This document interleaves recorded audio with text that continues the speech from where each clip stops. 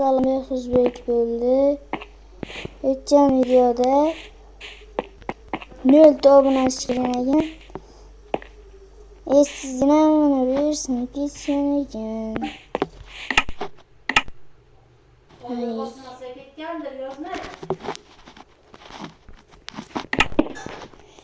Mana bu yerni to'xtab olamiz.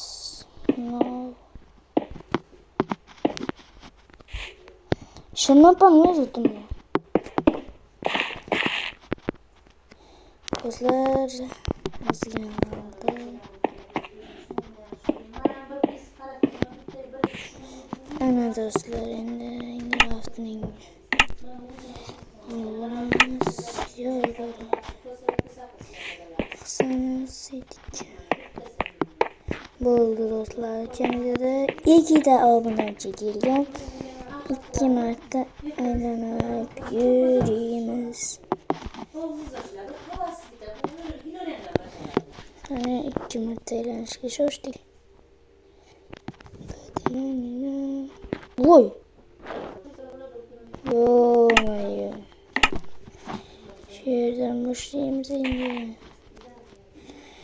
Kadir Halim'es Belediyesi.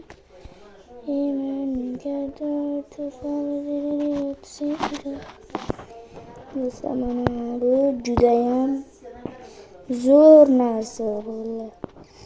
Judayam qiziqarli va qo'rqinchli do'stlar. Buni ko'rganlar voy dod deb yig'laydi do'stlar.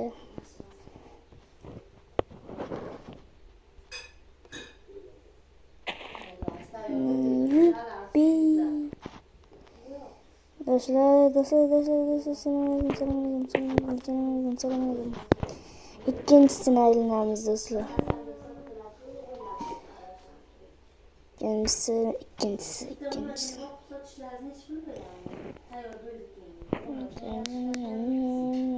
Ve ana qishloqchamiz dostlar bizni o'tgan videoda qishloqda usullarni o'rgatgan ekansizlar. O'rgatdim, hammasini qildim.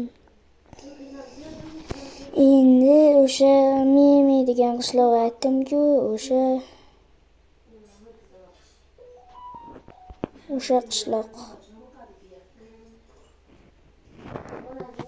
Xayr do'stlar, ikkinchi tuyni tugadim.